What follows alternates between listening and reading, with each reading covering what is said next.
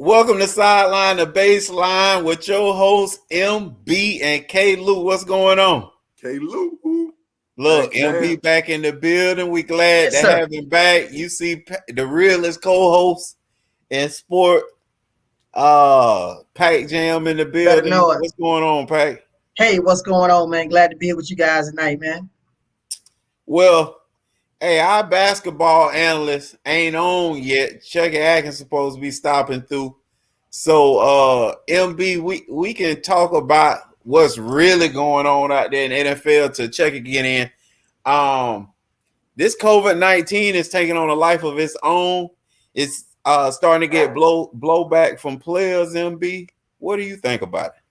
Yeah, I mean, you said blowback because they're far as got a different set of rules for vaccinating guys and unvaccinated guys. So when they came out and said that basically if you vaccinated, they throwing you a Scooby snack. Correct. You ain't got to go through all the testing and stuff like that, and then the unvaccinated players got to have the same strenuous testing. But the biggest thing came out when you start talking about the money, talking about possibly right. If the NFL has to forfeit a game, then people can lose paychecks, and that correct. That was what, man. That's like a Ike Turner move, man. That's right. That's a Debo move. That's crazy. That's crazy. So it's like, man, how can you? That's reading the fine print of that contract. How in the world can you do that? That's discrimination. But somebody was like, man, that NFLPA again, they got you. There we go. And that's what my next question was. So I had two-part question to continue with that, MB. Did you understand it like I did, as if an unvaccinated player calls the game based? Oh, Kevin has on that sci-fi. Yeah, he K Lou on the sci-fi. He's on the sci-fi. Yeah, K Lou on the sci-fi. Well, again, my take on it, MB, is this right here. There's a guy that you froze up on. There's a guy that takes money out of. There's a particular entity, I shall say, that gets a percentage of your paycheck, a small percentage, and that percentage is for some entity to do some work for you. And what I'm alluding to, that particular entity has been very quiet during this time of COVID-19. I'm talking about a la DeMaurice Smith. I haven't heard one press conference. I haven't seen one email that was sent to the 32 teams. I have seen nothing but NFL players out here on the front lines, literally fighting for themselves as if they have no representation.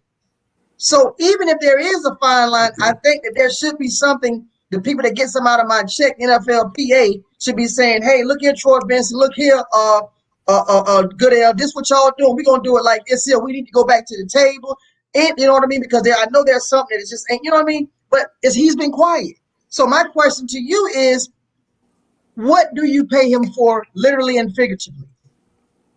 Oh no, they're stealing, man. I mean, no, I am actually shocked that there's been no statement, nothing. And I'm shocked by that, MB, because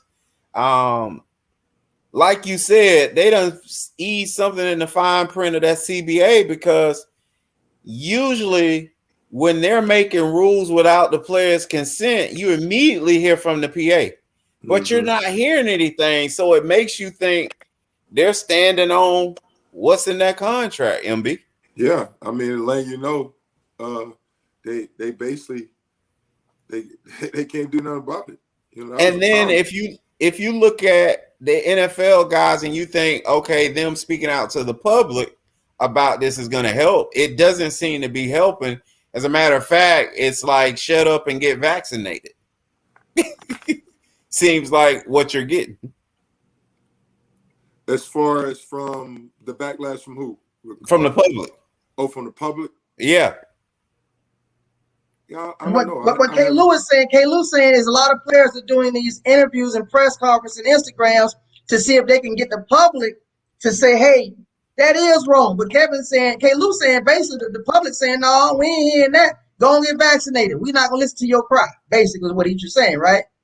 Yes, Yeah, sir. no, yeah, I definitely understand what he's saying. I just haven't been keeping up with that part of it. You know, as Because far as remember, Cole Beasley gave up. Cole Beasley gave up. He's one of the few that has given a complete press conference about the injustice of the whole COVID-19. Cole Beasley right, did. He gave us a complete rundown of the pros and the cons of what they're doing, saying that I'm not pro-vaccination, I'm not no anti-vaccination, doubt. but I am pro-rights. And so he tried to give a spiel on it. And again, the NFLPA has still not come to the aid of the players, man. Well, definitely that's going on. And we got Chucky Atkins in the building. Yes, sir. We got a hooper in the building. Look here, man. There was a lot of hoop going on last night. You know, me and Pac Jam only care about one thing that happened, but you gonna tell us about all the important stuff. You know that. Well, I'm pretending when I say important stuff. All the picks of the draft, and then immediately go into the real thing, Chuck. Okay. Yes, it's your turn. Hey, K-Luke, before you do that, here's the answer to that question about the fans' response, right? You see Steven Rivers? See? And that's what I'm saying. Yeah. That's exactly my point. Pimp C, how you doing, buddy? Go ahead. What up, MV? How you doing, brother? Good, Chucky. How you doing, buddy? I'm good, man. Just chilling, bro. So look here. What picks did you like, Chuck? Who picked right? Who won the draft? All that good stuff, man. Well, it's hard to say who won the draft. There's some picks that I really like. I like obviously I like the #1 pick with Cade Cunningham in Detroit. Just simply because he's a guy who can put the ball in the basket and he fits the city of Detroit. A blue collar guy, 6'8". You know, they were correct when they were saying that he could possibly be, you know, the city's next Grant Hill. Not necessarily as athletic as Grant Hill, but probably a better basketball player. I also love what the Orlando Magic has done with the Jalen Suggs pickup. I think he's a guy in the future that they can build around, and he could be a franchise point guard. You know, somewhat like a Jason Kidd type of guy. 6'4", tough, can push the rock, can guard multiple positions, the 1 and the 2 if you need him to. Obviously, he has to get better at at shooting the ball, but I mean, in the NBA, that's the easiest thing for you to do is to learn how to shoot the ball because all you're gonna be doing all day is really in the gym. I'm not too keen on the Scotty Barnes going #4, although I'm happy for him because he's a Florida kid. But it's hard. I mean, in the day, and I could be wrong, just simply because the NBA has changed a lot. Like, anything in the first 13 picks is considered a franchise-changing pick, right? Correct. But now Chuck, it used to be. It used to be. That's what I'm saying. It used to be a lottery, like a franchise-changing pick. Right. Like now you're getting I listened to Jay Bilas last night, and the first thing that came out of their mouths was how good of a teammate he was, and he's a glue guy. Well, now you're getting glue guys going #4 pick. That's averaging. And I don't think he started in Florida State.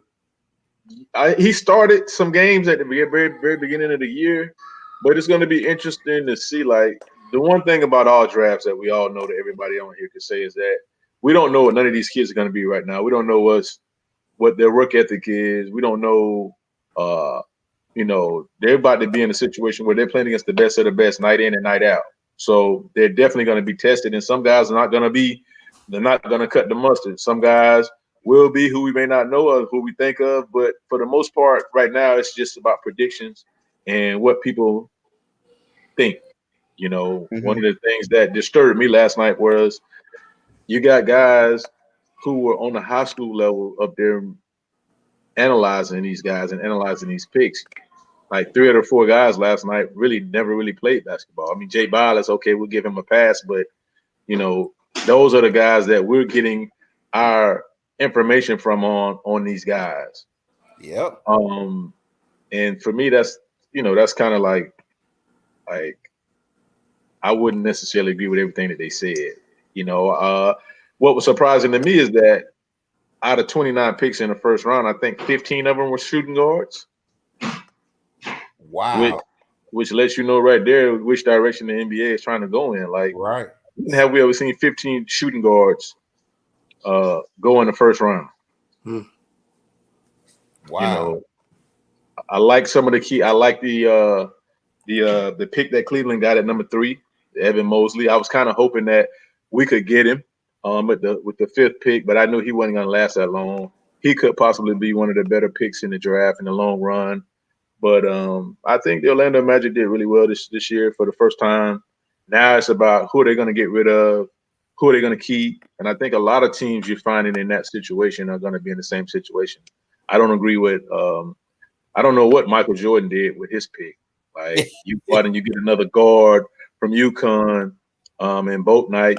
And, you know, I like Boat Knight, but your roster is already filled with guards. So it's like, not only just guards, but younger guards. So what are you going to do? Like, who are you going to keep? You know, and let's be honest, we don't have any LeBron Jameses in this draft. We don't have any Dwayne Wades in this draft. We don't have any Michael Jordans in this draft that immediately is going to turn the franchise around and say, okay, hey, you insert this guy into your franchise and you know for a fact you're going to have a 24, 25 game turnaround and possibly be in the playoffs. There's nobody in this draft like that. Right. So basically what you're doing now is you're just saying, hey, we're going to go get these guys, and hopefully within 3 to 4 years, they've developed enough and they have a work ethic strong enough to turn our franchise around. You know, basically everything right now is being done for the championship side of everything is done through the free agency. There we go. So you that's trying to get me back in the game, Coach. Well, come on, you get in the game. I know you over there. You and Pat Jam got y'all Lakers shorts on and everything. Hey man, let me have your old jersey, man. Man, you can get it. You know you can get it. Cause I sure will. I sure have it on, baby. Go get it, buddy. But, yes, sir. Absolutely. But you know, the draft was interesting last night. Again, you know, I see guys like Davion Mitchell went to Sacramento Kings. Okay, so if you're the Sacramento Kings and you just signed your point guard from Kentucky to a major 9-figure deal, yeah, DeAndre Fox. Where does Davion Mitchell sit in that? Where is he at in your franchise? You just got him with the 9th pick, right? Yeah, you just got him with the 9th pick. Well, Chuck, it sounds like exactly what you said earlier. It sounds like them same dudes that was calling the draft last night and everybody front office too then. Yeah, what it sounds like to me, what it looked like when I watched the draft last night is a lot of these guys in the front office aren't doing their information. They're not doing their background check. They're not doing anything. They're looking at spreadsheets, and that's the problem. Yeah. They're looking at spreadsheets and what these analytics. What these guys in these AAU programs that are rating these younger kids, what they're saying. Because the 3 things you kept hearing last night, he's a 50, 40, 90 guy. He's, you know what I mean? When you start hearing people, you know, to me, when you start hearing people break a person down based on, you know, statistics and percentages and never say he's athletic, he's quick, he know how to read the flow, he has court vision. When you don't hear those words, you get kind of nervous because you see that's what the NBA is at. When you look at like the Clippers with a Luke Kennard, can't guard nobody, but according to analytics, he's one of the best players. He's one of the top 3 players in the NBA, according to analytics. Yeah, but that's what you're getting now, and that's the easiest thing to say.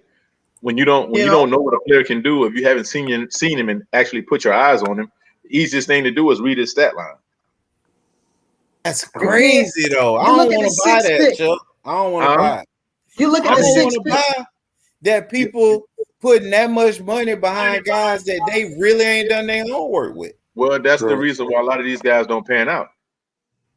Wow. It's because they're not doing their background checks on these guys, and they're not doing their homework on these guys, man. Like, I could sit there all day and tell you that I'm a 60, 40, 50 guy, whatever.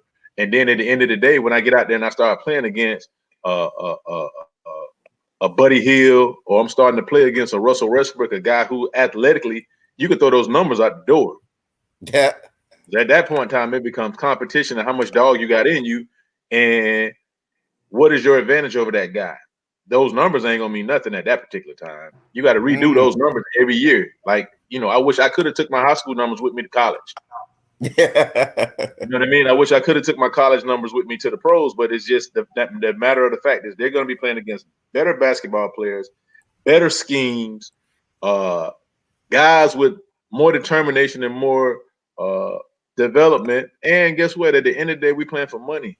So sometimes you can do everything out of the window. It's just about my determination to beat you, or to kick your butt, or yours to kick mine. And a lot of guys, they haven't found themselves in that situation or up under that type of fire where they've come from. So Chuck, you mentioned guys getting selected too high, or maybe you couldn't understand the pick. Is there a pick where you say, man, this guy should have got drafted higher? He slid. Well, obviously, I think Sharife Cooper should have gotten drafted higher, but I understood now after I did my background search last night of why he didn't. Because Sharife Cooper is with all of these teams that need point guards, right? Obviously, if I was a general manager, Jalen Suggs would have been my number one point guard coming off the list. I mean, you can't teach 6'5", 220, 216 or whatever, however much he weighs, with the way he gets up and down the court. So he would have been my number one pick, obviously. My number two pick would have been in between Davion Mitchell and Sharife Cooper, right? There's no way that the New York Knicks, who's in bad need of a point guard with 3 picks in the first round, not pick a guy like Sharife Cooper, who's a 20-8 guy and has a huge upside. But again, I because he only worked out. He got some bad information, and he only worked out for the first 13 teams. Is it also, Chucky? I know the NFL. You mentioned about why did the Kings select another guard or something like that, or may have a surplus of that? Is it? I know NFL sometimes they'll throw that best available player, right. or you mentioned about the Hornets, why would they get another guard? I just think that's a lot of times that's what they do, man. That's kind of what they get stuck in, because again, when you don't do your homework, you know what I'm saying? The easiest thing to do is go out there and get what they consider is the best available player. But at the end of the day, that best available player, like, unless they're gonna play small ball, everybody knows that the lefty from Kentucky that they just gave $180 million, he's gonna play basketball, and he's gonna play a lot of it because they just gave him a lot of money. All right. What are they gonna do with Buddy Hield? Because they're talking about his name all over the trade board now. So, these teams, like I said last night, is just a situation where you could tell that these guys aren't really doing their homework. Yeah, this is crazy, Chuck. I'm gonna go back to you saying 15 shooting guards being drafted last night, so that kind of tells us where the NBA is going. When I hear that, I'm thinking smaller ball, one-on-one ball. When I hear that number, but then I look at the teams who've won the championship the last 2 years, and they've been traditionally built teams. In the NFL, it's always a copycat league, meaning like whatever win, you're gonna see all 32 teams trying to do that the next year. Why isn't that seem to be happening with basketball? Well, I think you are starting to see that now, Kevin. Like, these guys, the traditional thing is have you 1 or 2 or 3 stars, and then let's go get a whole bunch of guys that can make shots and that can possibly defend. Okay. So you understand what I'm saying? So now you're going to see teams loaded with 2s and 3s, and that's what these guys are doing. Because think about this. Right now, probably the most strongest position in the NBA is what? The 2-guard spot or the 3-guard spot. Okay. You understand what I'm saying? So now you go out there and you get 15 guys, which possibly would have been 15 had Terrence Clark still been here in the first round. Wow. Like, that's saying a whole lot. And some of these guys already have, like, think about this. You got Jalen Suggs, who was for sure the best guard coming out, right? But they still got to make a decision with the Orlando Magic of who they're going to keep with. They just got the kid from North Carolina last year. Cole Anthony. They got Cole Anthony. They got Dwayne Bacon. They got Dwayne Bacon. They got Folks. They got the young kid that they just got out of the D League. I can't think of his name right now. But the young kid that was just tearing everything up in high school a year ago, they just got him. They got 5, maybe 6 guys that's playing a guard position in Orlando Magic that everybody ain't gonna be able to play. So they're gonna have to get rid of some of those guys, Right. as well as you still got guys that were hurt, your Jonathan Isaacs, your Mo Bambas, who you haven't done anything with yet. Like, they have a whole lot to think of with a new coach. And you're gonna find a lot of guys, a lot of teams in that same position because of what they just drafted. Just, how the draft went last night. Charlotte got an overload at guards. You know what I'm saying? Atlanta just got Sharif Cooper, but they still got Trae Young. He ain't going nowhere. Yeah, but they found out they needed a backup though, Chuck. Yeah, they do. They do need a backup, and he's a perfect backup for it. But Right. I'm saying on most of these teams that are having all these guards, that are drafting all these guards, they have a overload at that position, which is going to end up with guys either getting cut or guys getting released, or guys sitting around waiting to play that are young, which ain't gonna be a good thing. Wow. But then too, I thought about too, Chuck, with so many shooting guards get drafted. But isn't today's NBA has a lot of point guards masquerading, a lot of shooting guards masquerading as point guards too? Because outside of Chris Paul, everybody's shooting the ball 25 times a game, striking from the point guard position. Well, that's how the game has changed. So that's why I was seeing last night, if you notice, so many 6'5" point guards. When you look at these guys are scoring guards. You know what I'm saying? I think Mitchell was probably the smallest guy that got drafted because at 6'2", everybody else was 6'5" and up. You know what I mean? At the point guard position. But we know there's really 2 guards. Because Bouknight, me personally, and I told Kevin last night early this morning, I am a big Bouknight fan. And I believe he should have went higher in the draft. You know what I mean? He's buckets to me. His nickname is buckets. He can really flat out score. And with him, like you say, with him going to Charlotte, that doesn't already having Rozier there, like you said, the kid from Kansas still there. Like I'm agreeing with you. That doesn't make any sense. I thought the Magic should have got Bouknight instead of Suggs. And I'm gonna tell you why. To me personally, I fell out of love. I fell out with Suggs when Suggs went up against, what's his nickname, Kevin? Off Night. When he went up against Off Night Mitchell, and Mitchell played that booger in the nose defense, he was not there to play basketball that night. Okay. He packed it in. I seen a different, and that's the same thing we seen with Lonzo Ball when he played against, if you remember, going back when Kentucky played UCLA.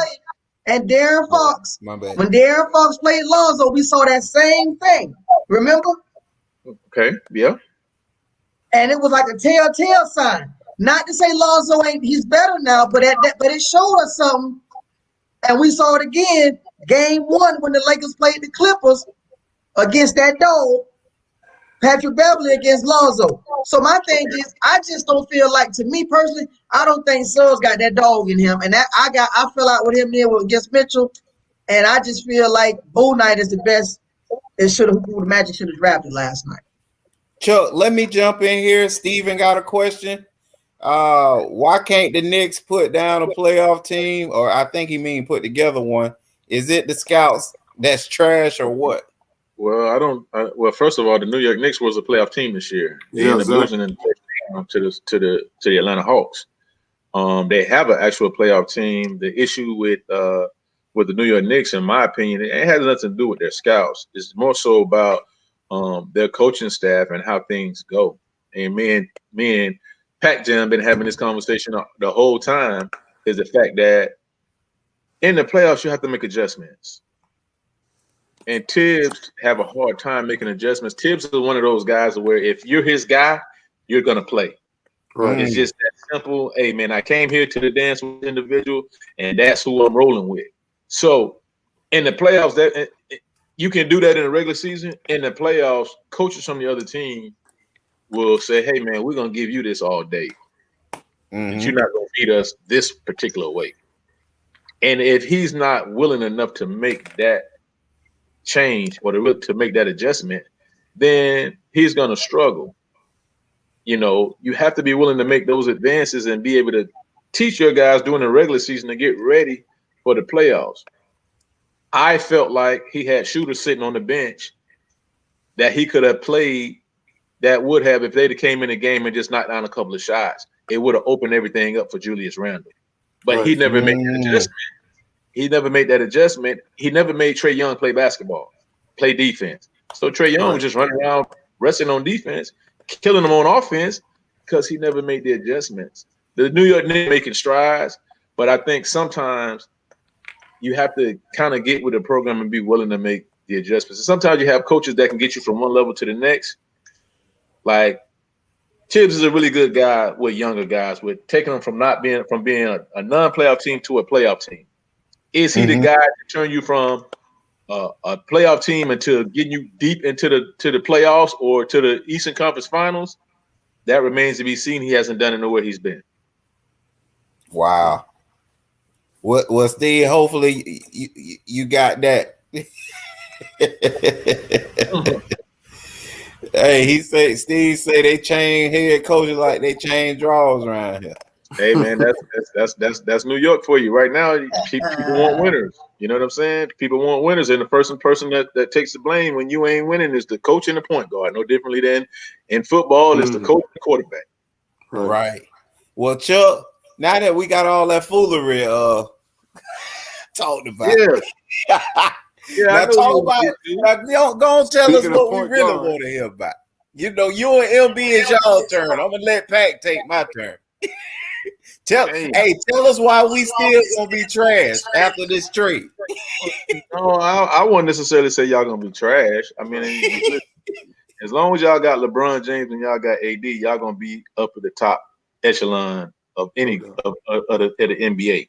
So I wouldn't necessarily say you guys gonna be trash, but at the same time, when you get all that stuff and you get it in one pot, it gotta work together. Right.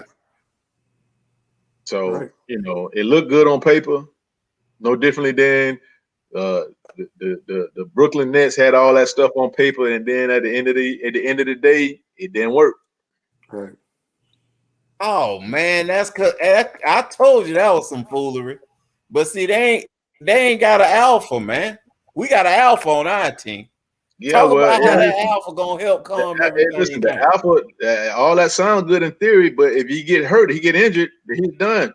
Oh, now you talking something different. we can't fight the injury bug. That's what I'm saying, man. And he ain't no 18-year-old no more.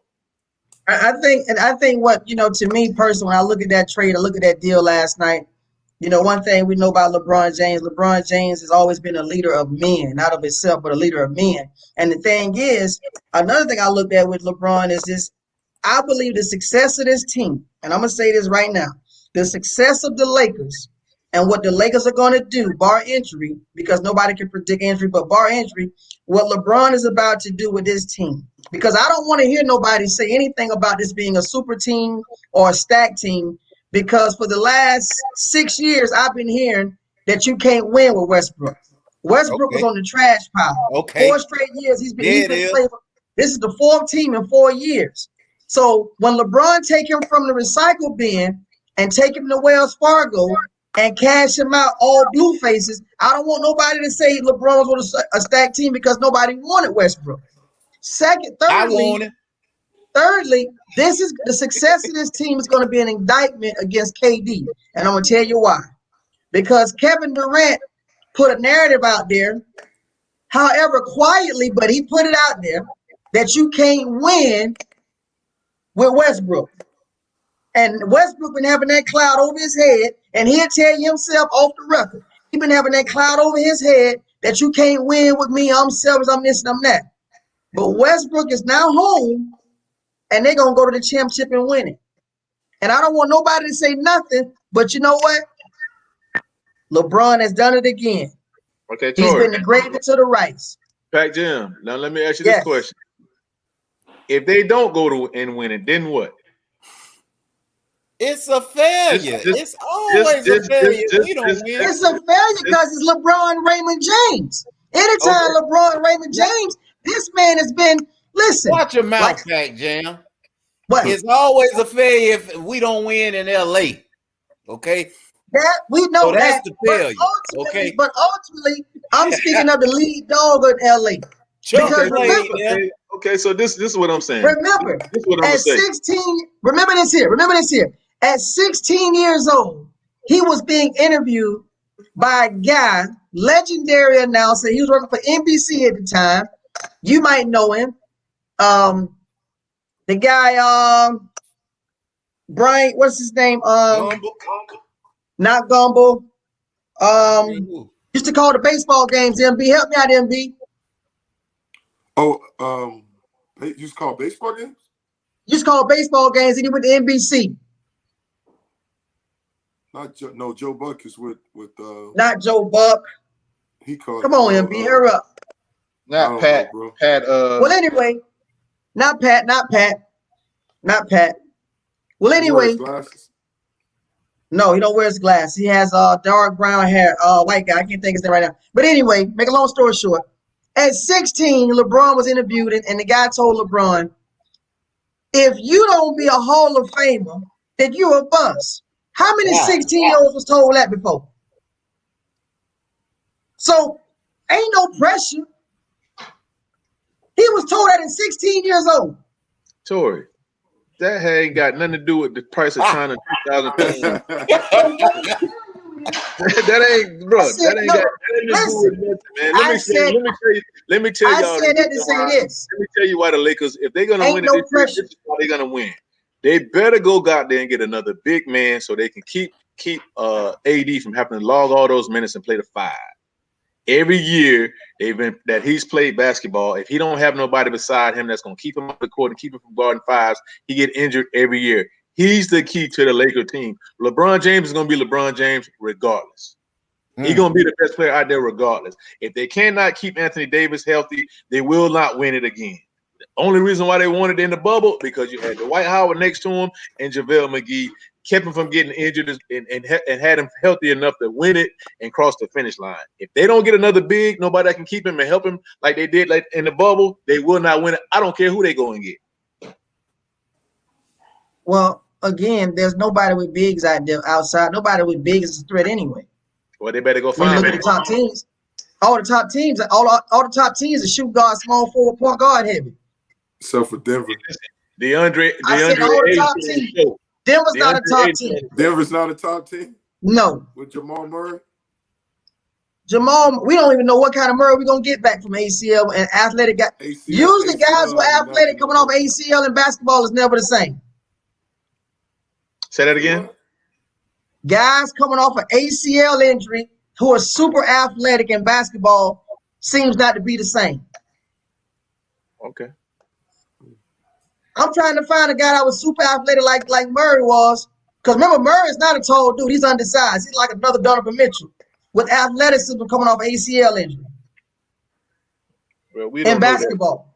We don't know that. I mean, he ain't Tom Brady. He ain't playing quarterback. He is playing two guard. I won't speak on the Denver Nuggets because I feel a certain way about them anyways. I don't feel like you're going to run your offense through a 7-foot guy in the Western Conference these days and get it done. To me, they're a regular season team. Well, they still hanging on to Kevin's guy anyway, Michael Porter. Yeah, right. Remember him, Kevin? Who? Michael Porter Jr.? Yeah, your guy. Yeah, man, he let me down. I turned my back. Hey, I turned my back on him, didn't I, MB? Yeah. hey, Pac Jam, were you talking about Bob Costa? Yes, him. Musburger? Bob Costas. Okay. That guy. You can cue that interview up. I want you to cue that interview up tonight, MB, and look at that interview. But anyway, back to the script. Westbrook is going to push the ball for us, something that LeBron can't do 82 games plus the playoffs. Westbrook going to lead the break for us, man. He going to push the pill for us. He going to be that guy. When the second unit, I can count on him doing his thing when that second unit, going out there, keeping that thing afloat. Something that KCP and Kuzma, that soul train that I said the DC can't do. Westbrook going to do that. Who's your second unit going to be? I'm putting that together. I'm putting that together within the next couple months. A couple weeks rather. I'm putting What that you together. mean? Okay. We already got that too. DeMar DeRozan, he coming, baby. And Kyle Lowry, they next. Oh, Listen, y'all hating us. Y'all hating us. Listen. not at all. They coming. Right. Listen, it's coming together though. It's coming together, man. Hey man, hey It's look. coming together. For you guys' help case, I hope they do. So it's gonna come together. Because if we was healthy, you know where we would have been at. If we was healthy, you already know. We don't have nothing to talk about when y'all looking bad. Y'all looking sad. We don't even. Hey, Listen, look. We ain't heard from you, man. Hey, look. We ain't heard from you since He KD went on missed the the milk shot. cart. Hey, listen. Hey, Pat Jam. When the Lakers when the Lakers got eliminated from the playoffs, we seen you in Japan. We seen you in LA. We seen you hanging out with everybody. I said, damn. I Is still Pat Jam even part of the show? no. Yeah. I was still doing what I do as a co-host. I was doing my sports column still faithfully, even though my Lakers wasn't in it. We don't want to call him. We want to see you on the show, man. Exactly. You know what I'm saying? I still was posting my sports column. Yeah, Still when was y'all, faithful to my people. had y'all been winning and up 3-0 against Phoenix, you'd have been right here talking trash, talking loud and barking. Right. Listen. Right. Hey, it happens. It happens. It happens. It happens.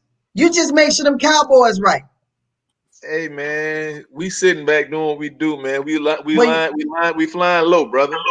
You got the only quarterback whose arm is sore right now, who got to sit out for the next 4 days because his arm is tired from throwing. Hey, I understand that. I'd rather for him to sit out now than to sit out when the season starts. Well, you worry about your quarterback. You worry about them Cleveland Browns. Absolutely. Absolutely. The dog pound will be barking, baby. We will be barking. Trust and believe. We will be barking. Okay. Hey, Absolutely. So Chucky, tell me why would the Lakers make this trade for Westbrook, in your opinion? Well, as far as because you think they need shooters, like Dame Leonard would have been a better trade if they could have pulled that off. Well, for a number of reasons. All right. One, we can never forget that it's about making money. All right. One, Russell Westbrook's from LA. He's a California kid. So you're bringing him back home. Two, you're filling a void, which we all know that right now the Lakers need a third guy that can produce. They thought it was going to be Dennis Schroeder, but Dennis Schroeder, once they started talking contracts and this, that, and the other, he kind of wanted out immediately, and he didn't want to play no more. So he's a home kid that's going to put butts in his seat. He fills a void, and he has star power. So when you get into a playoff series, one thing that we do know about Russell Westbrook, he's going to bring it every night. He's going to play defense. Every night. He's going to play defense. Fitness. On those nights where he gets going, LeBron James then can sit back and they can relax knowing that this kid can go out there and get you 30. Well, he can go out there and get you triple-double, 30, 20, and 10. But so that's with him being is he a ball dominant guy? You know, I know. How was he fit? I think he's a ball dominant guy, but the one thing about Russell that you don't have to worry about that makes him different from everybody else is he don't really have to have the ball because he'll go get the rebound. Right. You understand what I'm saying? He'll go get the rebound. You don't have to worry about him as much as a Damian Lillard where you got to give him the ball. You know what I'm saying? Or a Chris Paul who wants to dribble the ball the whole time and just to get his rhythm. With Russell, you don't necessarily have to worry about that. And also, I think Russell, out of all three of those guys, he has the most pressure to win. So I think it'll be a lot more easier for him to find himself to be like, you know what, man, I need to give up a little more so that we have a better outcome as a team. I think he's at that point in his career to where, hey, man, everybody else that's with the superstars on this team already have rings. So if this thing don't go right, it's going to be blamed on me. Wow. And then what about when you look at the negatives? I know Pac Jam brought the positive. You just brought a lot of positive. What about when they talk about the spacing on the floor, the shooting, like a three-point shooting with this squad currently? You know, what's your thoughts on that? I think that's those guys that's saying that they're looking at the numbers and they're looking at the analytics of everything. At the end of the day, I think the Phoenix Suns and the Milwaukee Bucks showed you that you don't have to be out there shooting all those threes. The spacing of the court will be fine because you always have to honor Russell Westbrook, regardless of what the situation is. You're going to have to honor him. He's a guy that can explode for 30 points, again, 30, 20, and 20, or 30, 20, and 10 at the drop of a dime. So with him, you know, they're going to honor him. This floor will be spaced properly. The key for the Lakers season, like I said, is going to be who they're going to bring in to protect AD. They're going to have to bring in a couple more guys, a couple big guys, and what they're going to bring off the bench, period. So what type of grade you give for this trade? I'll get a trade of B+. Man, go ahead on somewhere, man. Russell Westbrook a B+. 11, 11, and 22 on the off year. Come on, man. You heard me, MB? 11, 11, and 22 on the off year. I don't know what that means. That's what he averaged. 11, 11?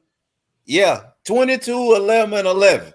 22 points, 11 assists, 11 rebounds. Yeah. You gonna give us a B+? What's the off year? Yeah, that was his off year. His off year. Yeah, Meaning he was playing over there in Oblivion in DC, where ain't nobody care. And he okay, went so let me ask y'all a question. Yeah. Do y'all think he's gonna average 21, 11, and 11 with the Lakers? He gonna be 11 and 11. He might be down 18, around I see 18, 11, and 11, and 11. Yeah. 18, 11, and 11. Listen, fellas, let's make this be clear. All right, Russell Westbrook is a volume shooter. He ain't finna come to the Lakers shooting all the balls whenever he want to shoot them. LeBron gonna be catching him on the wing, man. LeBron's the most unselfish superstar we've ever seen since Magic Johnson. Tory, We don't hold the ball over there. Tory, kill me with all the LeBron James talk. I know everything about it. But he gonna have opportunity to score. I know all about LeBron James all too well. Right? He not gonna give opportunity to score. Okay, so listen. So LeBron James hit him on the wing 10 times for a wide open jump shot. How many you think he gonna make? I said cut to the basket. See, what you forget is, do we forget that Dwayne Wade was a 35% field goal percent shooter when he got with LeBron? Do you also realize that every time that there's been a triple threat or a big three, yeah, somebody out of the two out of the three, when they all three play, one out of the three struggle. Right. Yeah, that's true. Yeah, no doubt. All right. Why is that? From Chris Bosh them in Miami to Brooklyn them when they playing to Milwaukee. You had one game where Milwaukee won in that series where all three of those guys played well. That was game 5 in Phoenix. So somebody gonna struggle. And I can promise you it ain't gonna be LeBron James. And LeBron gonna struggle, man. He gonna pass the torch now, man. He playing the 4. He going to the 4, Chuck. I told you that. Do that, bro. He can't do that. He going to the 4, man. He don't know but one way to play. Right. and you want him to be your point guard just because it's decision. No, we don't want him no more. We don't want him to play the point. You want Westbrook to handle that. Yes. Give him a break. I want Brody gonna handle the point guard, man. Brody's at the point now. LeBron playing off the ball. Brody gonna guard the point guards. Right. We discussed this at the cookout, man. We discussed this at the cookout Sunday. And guess what? Hey, listen. The coach wasn't even there. There's a whole lot of lies being told at the cookout.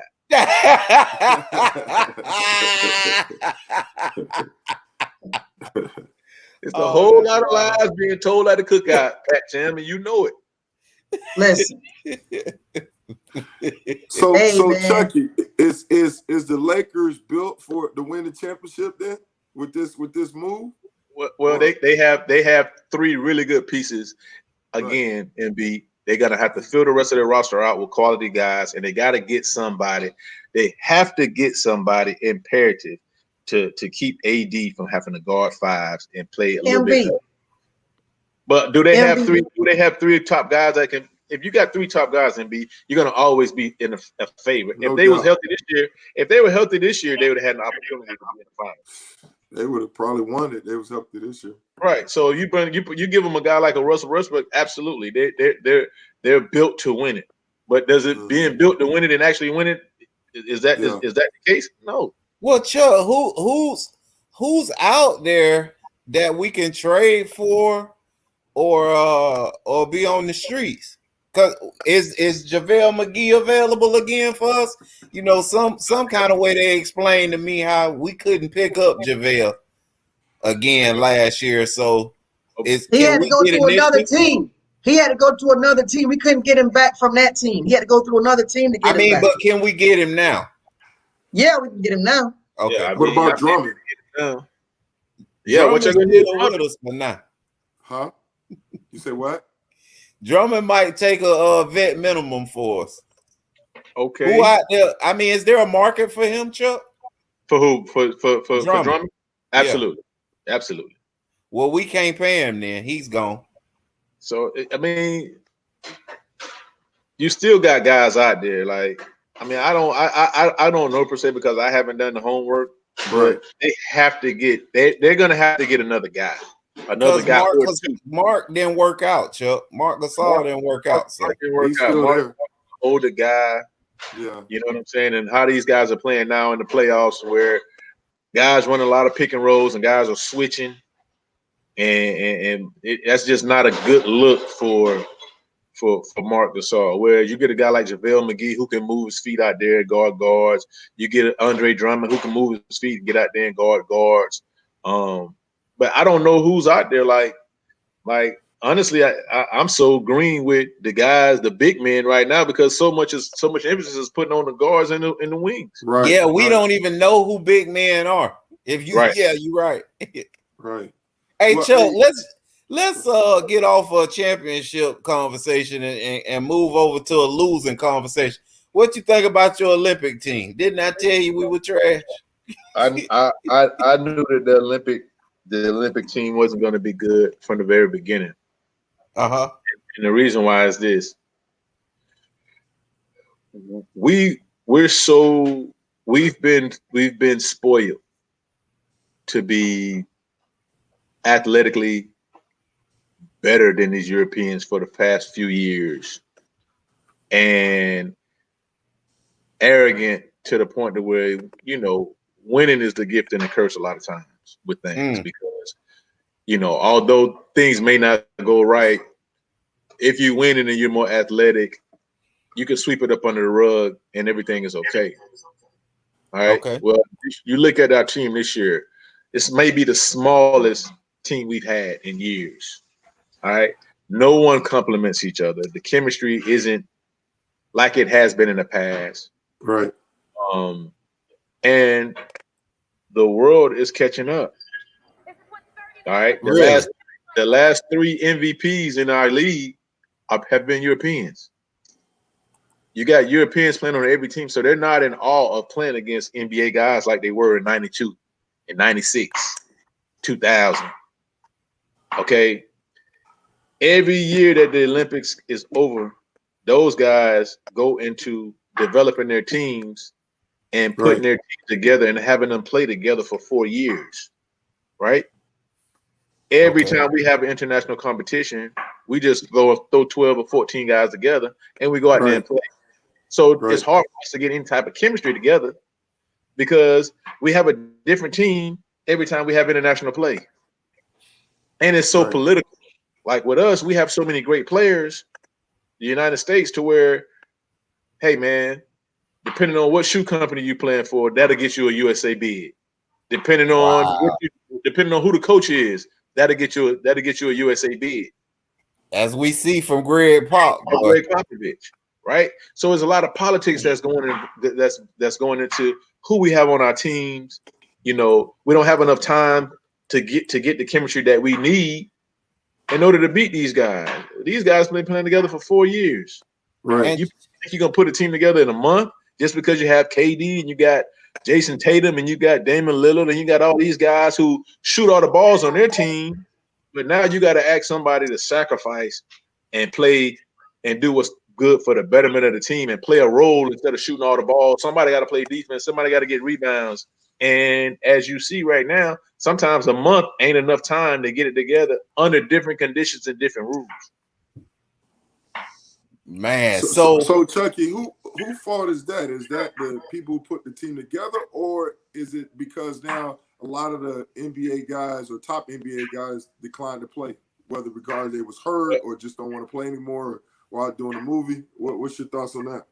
Who to blame? I think it's a combination of everything.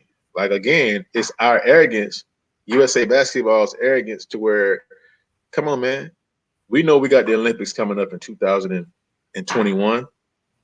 Why ain't we putting our guys together? Why don't we have our younger guys out there and that's trying out for these teams? And even though you may not you don't think that they make the team or they not the best scorer on their team, like, look at us right now. I love Dame Lillard. He's one of my favorites, but he's not really a point guard at all.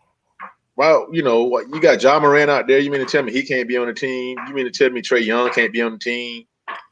You mean to tell me that you got all these other younger guys, your Marvin Bagleys, you got the kid that just got drafted #1 a year ago, the #1 and #2 player, James Wiseman and Anthony, you know what I'm saying? All those younger guys that are going to be around for years to come, that are going to be the next stars in the game, you know, your LaMelo Ball, where are those guys at? Wow. We're going out there with the same pieces, with nobody out there that can rebound, nobody's out there making shots, nobody's out there playing defense, and that's the way with no chemistry. So that's the way it looks to me. Right. Pat Jam? I agree. I mean, I agree with that. I have a problem with that. Right now, though, we just speaking on what's the problem right now. It's like what you said, what you have been saying. I mean, you've been saying all the time is there's no leader of men. There's no guy, there's no floor general out there. You got a bunch of guys that can score, but nobody to put them in places on the floor. Because I just read an article the other night where they said they were not a player, because the players are griping now saying it's the system that the guys running, that Pop's running, and the media and ESPN been echoing that. But I just read an article where the guys from Coach K team said there were no plays. There it is. Say Coach K ran no plays. That's right. At all. They said it was drive and kick, read the flow. And put that thing so in KD. If he told Kobe them and LeBron the drive, kick, read the flow, that's because he had guys who intellect, guys that know that, you know what I'm saying? He had guys out there that know how to do what he just said. Because if you look at that team, even piggyback on what Checker just said, that team had Chris Paul, LeBron James, Kobe Bryant, three high IQ guys. So I can see the drive and kick, read the flow being the words in the huddle and working because the three guys I just named. Because the other two guys that was in that starting lineup was Chris Bosh and Dwayne Wade, still high IQ guys, along with Melo and the rest of the, you know what I'm saying? So again, that works. You know what I'm saying? But you still, like you said, you had leaders of men on the floor too. And you also had different guys. You had a different guy leading them too, guys. Mm-hmm. You had Coach K. Coach K is more of a guy who is prone to understand the European game. Greg Popovich has been he's been a part of USA Basketball, but that's been a minute ago. Now you actually have to coach. The easiest thing to do is to say, "Hey, man, we ain't calling no plays. We ain't calling no plays because I don't want to coach." And I think that your guys are good enough to go out there and win it as is, and it don't work like that no more. But Pop is calling plays, but it's the Spurs plays, and then the players are complaining about it, saying what he's calling. I spoke to KD the other day via text, and I told him the same thing that me and you talked about, Pat Jam. I said, "Hey, bro, you need to lead these guys." The first thing he said back to me via text message was, "We ain't playing selfish. We just can't make shots." And I said, I didn't say that you guys was playing selfish. I said, lead them. All of those guys on those teams are the guys that shoot all the balls on their team. Right now, you ain't got but one basketball. Right. So guess what? Jason Tatum, you ain't gonna get the ball in your spot every night, every play down the court. You might have to play defense 5 trips without touching the ball. Hey, Damian Lillard, you may not be able to come down and shoot that long 50-foot jump shot 2 feet past half court. You may not do that the whole time you're here this summer. Your job is to get us into our sets and get the ball to the guys that are hot, or read the court and make the play. And that's what I see. I don't see anyone that's holding those guys to that. Yes, Chris Paul is a guy who done that, who would do that. Yes, LeBron James is a guy who would do that. Yes, Kobe Bryant is a guy who does that. Okay, but looking at our team right now, who is that guy? Nope. And that's what I'm saying, Chucky. Like, who is the? I mean, you don't have a true point guard on this team, do you? No. They got Drew Holiday over there. I mean, now they just got him, and that's the change they made. They end up starting Drew, and he's been leading the team in assists and scores as he got there.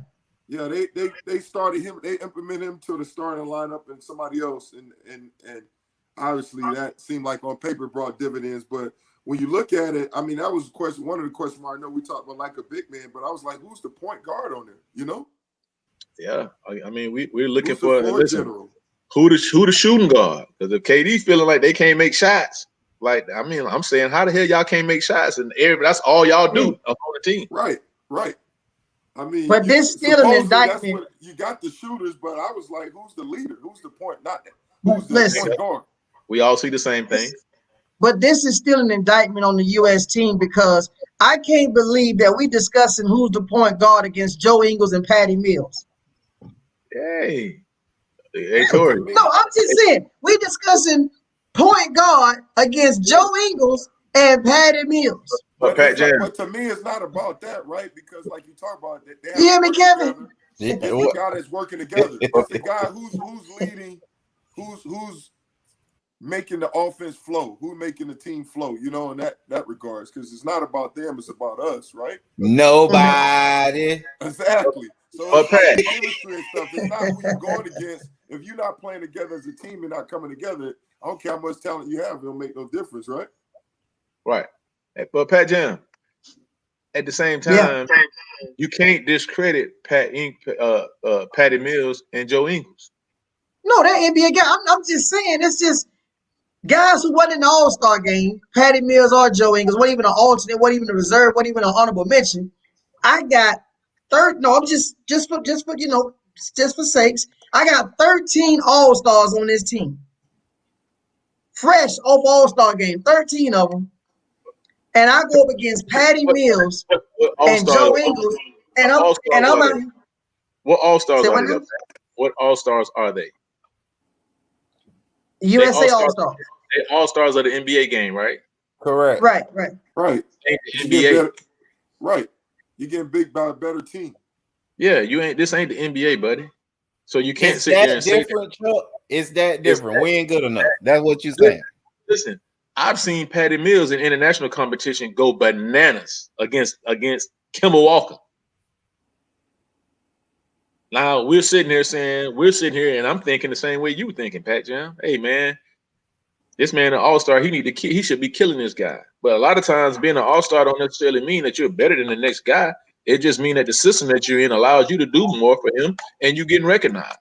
But this is my thing. When I look at a game and I see a guy 6'2", they playing us man to man, and I see a 6'2" dude standing with his hands up man to man against Tatum, who's 6'10", and I see Tatum take a step back jumper 3-pointer. I got a problem with that. Why is you taking a step back 3-pointer at 6'10", and you got a guy 6'2" with his like this here on you, and you 6'10" doing a step back 3-pointer? Okay. Yeah, we supposed to lose if we play like that. So you gotta ask your all-star that then.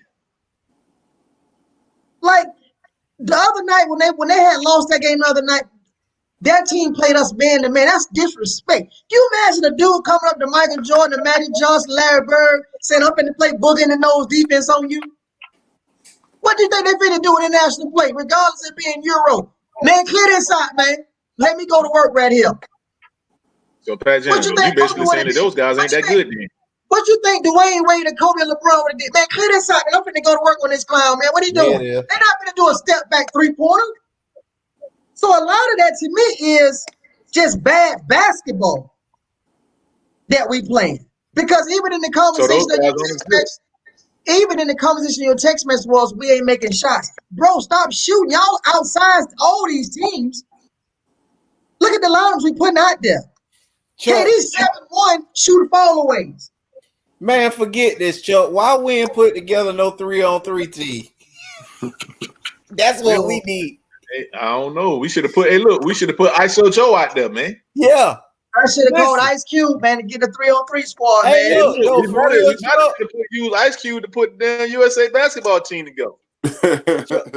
Chuck, honestly though, that 3-on-3 looked fun. I don't know why the guys didn't buy into it because it's only 10 minutes and first to 21. Hey, listen, that thing looked hard to me. You got to be in some shape. I watched it. That's the only basketball game I've watched. You see, was the girls 3-on-3 game. I have not seen a Team USA basketball game. I said I refused to watch it just when I seen the names on the roster. Right. Well, you ain't missing that. Yeah, I mean, I just know me knowing basketball. When I seen the roster, I'm looking at those guys saying, "Man, you ain't got no role. The only role guy you got on there is Draymond." Draymond, there you go. That's the alpha right there. MB say that's the alpha. I agree. I would agree with that. There it is, MB. That's the point, because that's the role that he plays on his actual team. Right. Except for them, the only people that respect him like that, Chuck. Right. Yeah. I'll give Draymond this credit. He does what he does to make sure that his team is in the best position to win a game. That's true. Yeah. I've seen times where he's been wide open and he refused to shoot the ball, just to make sure that Clay or to make sure that Steph get a shot. Right. I don't know if that's it or he know he was gonna miss. Probably. That's true too. That's true too. That could be it too. But to his credit, he knows what to do to win. Where you got guys you got guys out here when you put them in situations and see. To me, that's what makes up a great basketball player. Yep, play within yourself. The fact of everybody is good when you put them on a team and say, "Hey, man, take this ball and you shoot it every time you get it." Yeah, you're gonna be great. I'm shooting the ball 20, 30 times, but the real players, hey man, take your role, minimize it, and go over here with these guys and win the game. I'll respect Russell Westbrook if the Lakers win the championship this year, and he has a key part in it. I can roll with that. Chuck, let me ask you this question about Draymond. Do you think Draymond, when he was in his prime, won a defensive MVP, was a result of the system, or you think he actually earned it? Was the height, or I think that he actually earned it just simply because Draymond is a scrappy guy who guards multiple position players. I've seen Draymond guard 2 guards all the way to 5s. And that's rare and that's very, very hard to do. I've seen him fight down low against AD in the playoffs when Golden State was playing against New Orleans Pelicans, where he was outmatched height-wise and weight-wise.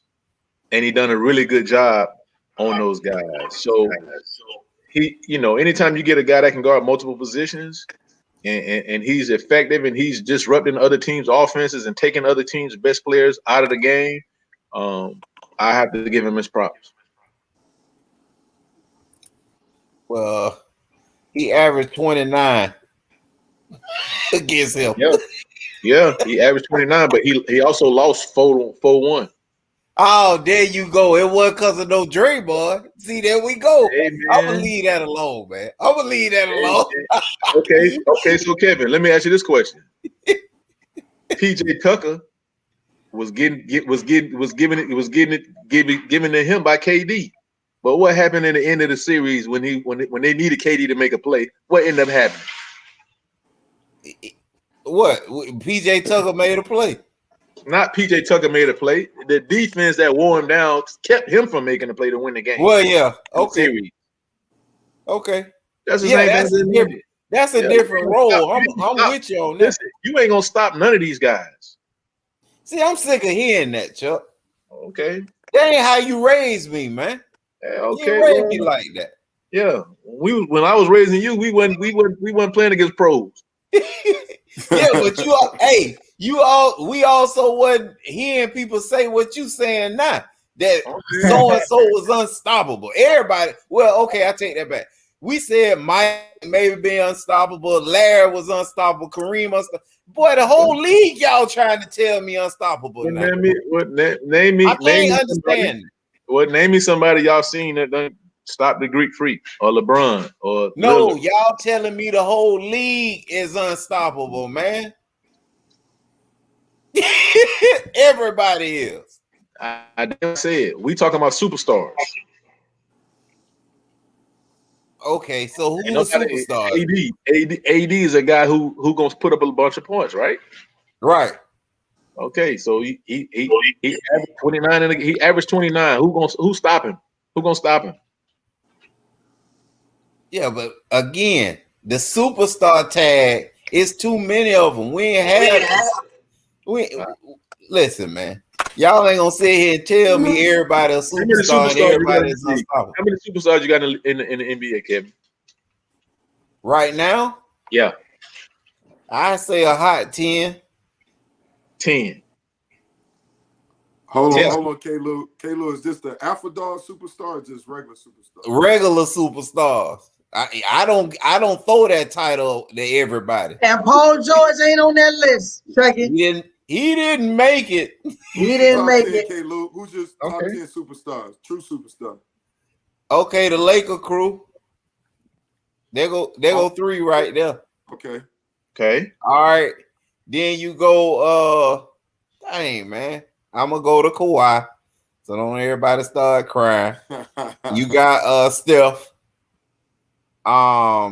You got Dame. I ain't putting Dame on that list. You got the Joker. What? I ain't putting the Joker on that list. Ooh, not the MVP. Okay. You got the Greek Freak. I watched Drew Holiday lock down my boy 4-0. The Greek Freak. Who he locked down? Drew Holiday and the New Orleans Pelicans come in as the 8th or 5th seed or whatever and sweep Portland, and he totally dismantled. Oh damn! No, you ain't gonna disrespect Dame Dollar like that. You're not gonna disrespect Dame on Friday balls.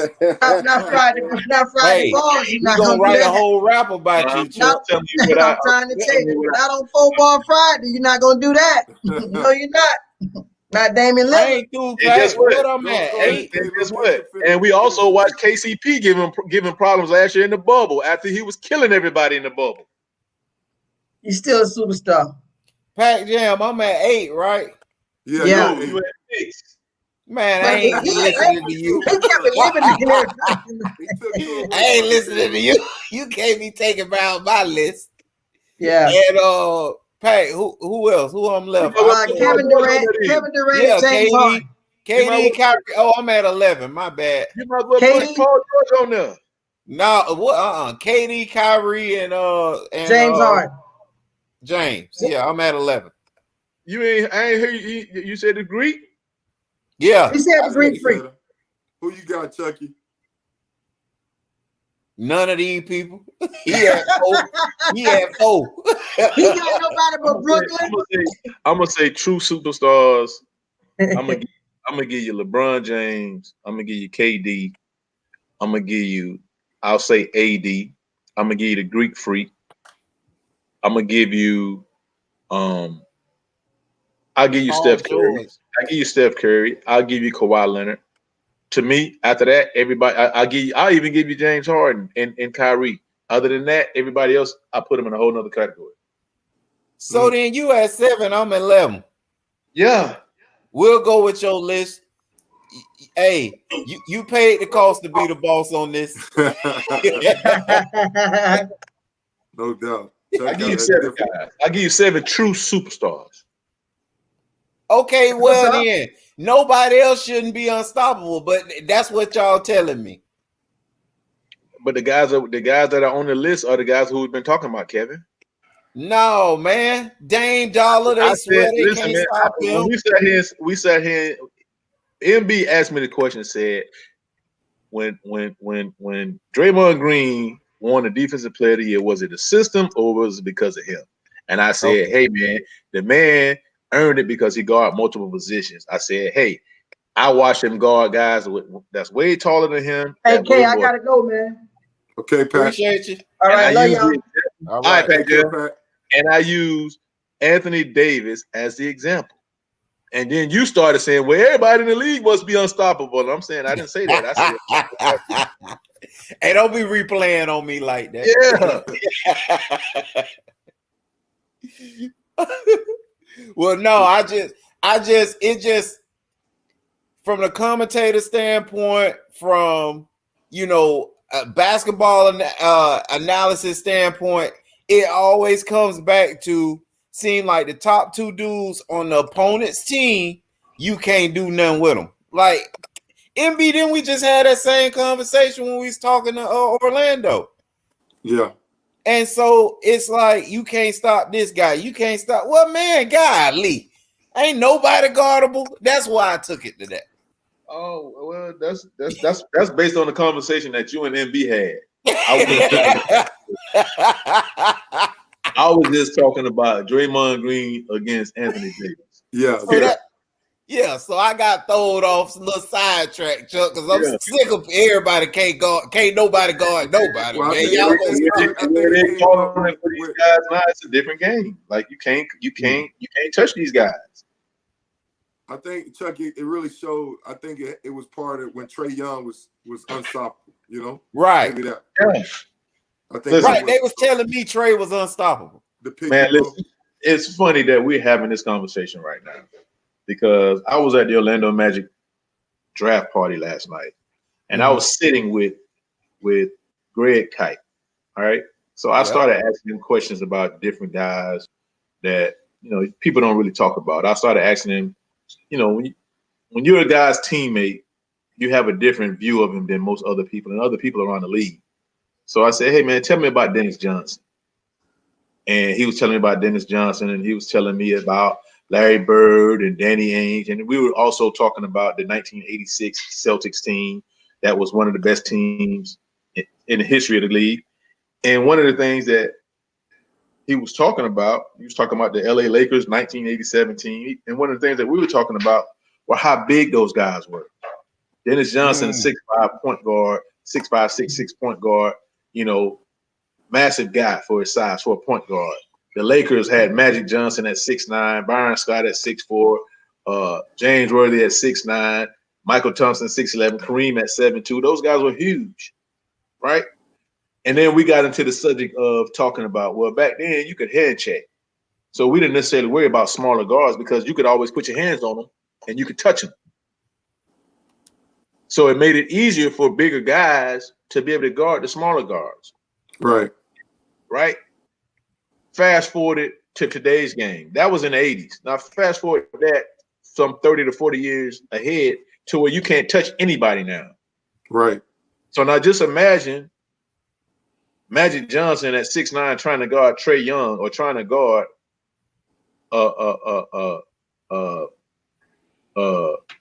Steph Curry. Well, they just running around picks, launching from 35 feet. It's going to be impossible for you to go or having those guys trying to guard an Allen Iverson where you can't touch him. That changes the game. Right.